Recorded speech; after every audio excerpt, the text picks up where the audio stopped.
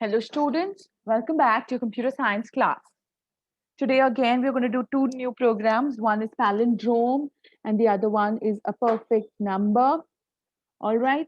So first and foremost, palindrome. Palindrome, like we have done in English also, like in English it's a word that can be read front, back and back front. The same.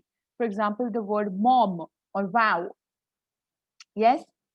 Similarly, a palindrome number is a number that can be is read the same front back or back front. 141, 1441, okay, or 272, yeah, or 572.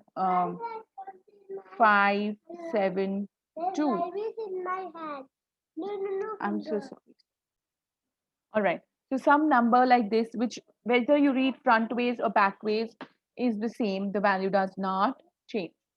So we need to find that we are going to use the same logic that we've been using for we've been using for Armstrong for counting the digits, because that way we can break the numbers and work with individual numbers. Okay.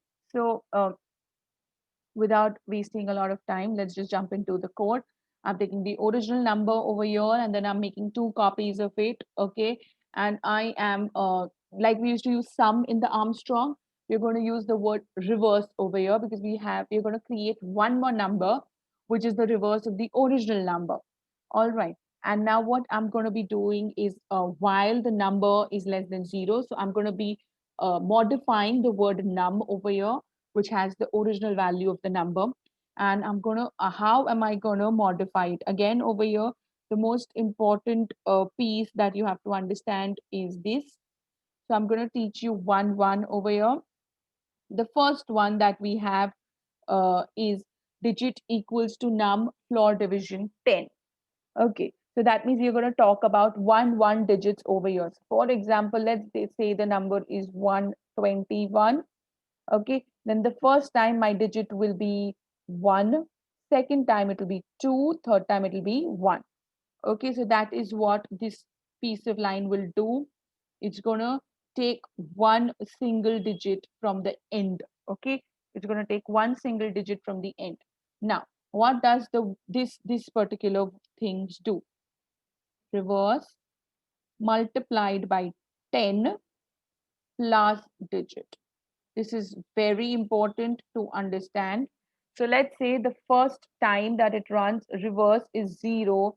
0 tens are will be 0 plus whatever is the digit. The digit in 121, the first time I'm going to get 1. So it will be 1. And then the value of reverse will now change to 1. Okay. Second time we come to this line, my digit word will have the number 2 in it. Now, how will this work? So I will say reverse equals to reverse into 10. So it will become 10 plus 2, correct? Which is equal to 12. Okay. So now my reverse will have the word 12 in it. Third time I come, it will have the number 1 in it. My reverse is 12 this time. So it will be 12 into 10 plus 1, which will equal to 121. That means original number will have the word 121. Now my word reverse will also have the number 121. Remember, we've only reached the second line of code, but I have taught you all the three times the loop will run, what is going to happen in it. Okay, and the reason we multiply by 10 is again because the base value of the decimal number system is 10. So everywhere when we are doing floor division 10 or we're doing division 10, remember it is because the uh, base the base value of that number system is 10. Okay, so now automatically, this will be 10, this will be 100, this will be 1000, like that. We see is 1. All these are increasing. We multiply by 10, so automatically the value, place value will change. That is the entire logic.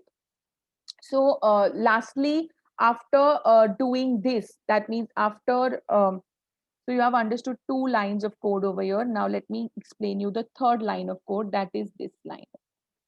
What happens in this line of code is basically the number 121. Second time it goes in the loop, this number should be 12. Third time it goes in the loop, it should be 1. That is what they are doing.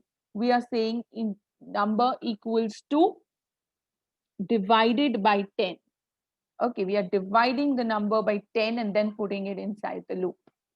Okay, so this is exactly what we are doing. All right, so now that this is clear to you, let's run this program, and then we get the reverse number in the word reverse. And then over here, we are going to compare. If it's the same, we say it's a palindrome. If it's not the same, we say it's not a palindrome. Now let's run this and check.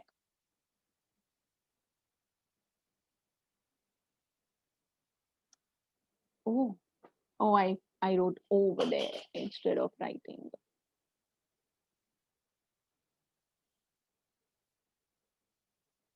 This has to be 0. All right. 121. Original org. I have.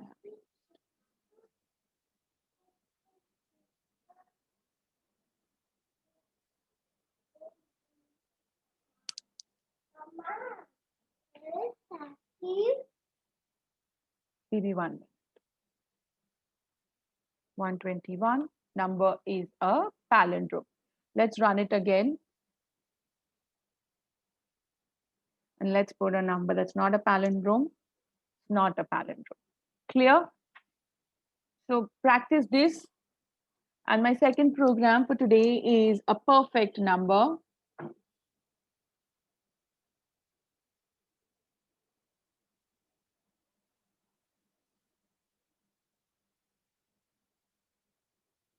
It's a perfect number. Now, what is a perfect number?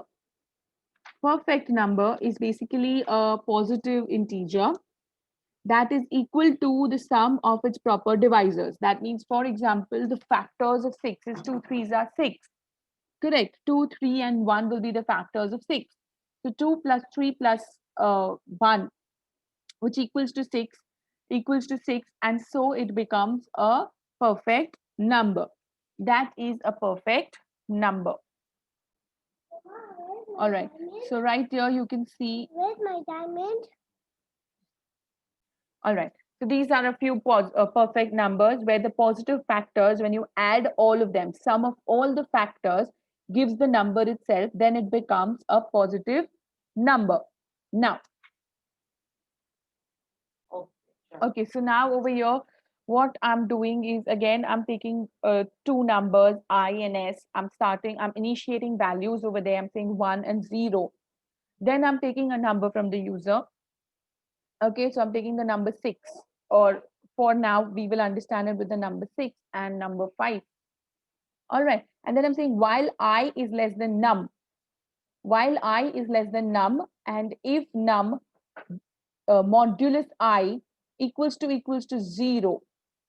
If you remember, we did this even while using the uh, prime numbers, when we were checking it with each and every, in the for loop, when we were dividing it by each and every number, just to find out if it is divisible or it is not divisible. Correct. So we are using the same piece of code, number modulus I equals to 0. That means if it is divisible, I'm adding it to my sum. S is my sum. Okay, I'm adding that particular number to my sum. I come out and I add, I change the number. So for example, let's say I start with the number 1, then I go to the number 2, then I go to the number 3, and I'm going to check each and every number if it's divisible. And if it is, because I have initiated I with 1, so it's going to start with 1. Then I'm going to keep increasing it, increasing it, increasing it. Okay, so if I less than num, let me start, and then if it is equal to 0, I add the sum. Otherwise, I don't add to the sum. And finally, whatever total sum I get, I again check, just like we did in the palindrome, just like we did in the Armstrong. We are going to check if that number and the original number is the same. Then we say it is a perfect number, or you say it is not a perfect number. Okay, so now let's run this program also and see.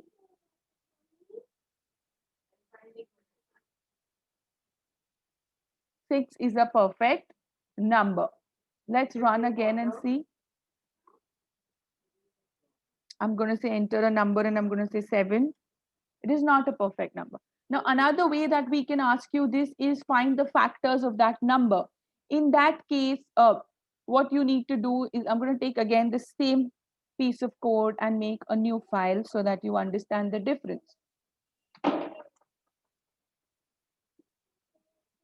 Find the factors of that number. In that, we'll enter a number, okay, and we are going to say if it is, then over here I'm just going to say print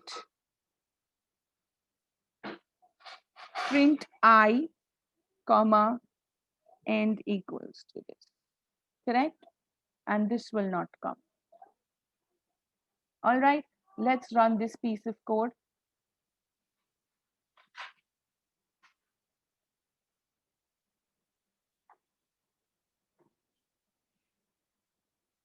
One, two, and 3.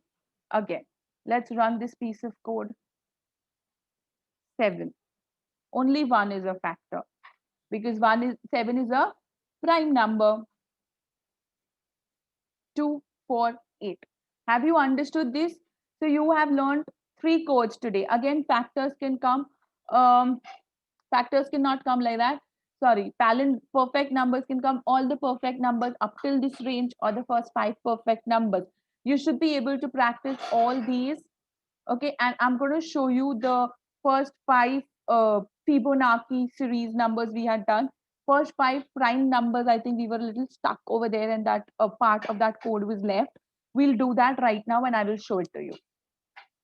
Okay, this is the program that works, but this uses something called as a list, something that we have not learned. Okay, so I will explain it to you, but you are not going to do this. This particular program will not come.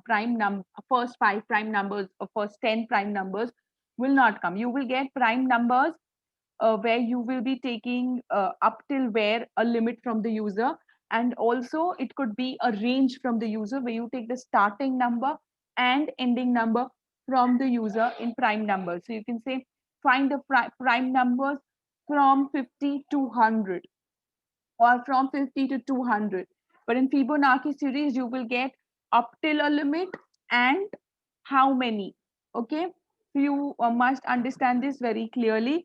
Besides this, we did Armstrong numbers. Armstrong numbers can also be from this number to this number. How many Armstrong numbers are there? Both the numbers have to be taken in from the user. Now over here, I'm asking the user how many numbers you want me to print. So I take a number, I take an input in n. I have p, which is a list, and 2 is always a prime number. So I have added 2 to the list, and square brackets indicate that this is a list. Append is a method we use to add something to the list. Okay, and c is just a number we have taken so that we can traverse through it. C equals to 2. Now I'm saying while the length of p is less than n, that means the length of p right now is 1, while this length of the numbers in the list is less than n. So even if I add 21 to it, the length of the list will be 2. Basically, how many numbers are in the list till the list numbers are less than n. So 4, 5, whatever you have over here. Okay, till that you're going to run this code, and that is j equals to 0, c plus equals to 1, and then you are saying while j is less than the length of p, you go inside and you do modulus, and if the modulus equals to 0, break. That means it's not a prime number. But if it is a prime number, then you are saying else if j equals to length of p minus 1, then please add it to the list. Okay, and then you change the value of j. You will understand this better when we do list. So we will leave this program to understand when we start learning lists. So till then, I think I've given you more than enough for today. We have done the palindrome number, we have done the perfect number. So with this, I end today's class. Next class, I will show you all one program in which we will do two, we've already done patterns. So I will do one more pattern program with you tomorrow. And then I will discuss a few question and answers that can come in your examination. Okay, with this, I end today's class, children. Stay home, stay safe, take care, keep learning. Thank you.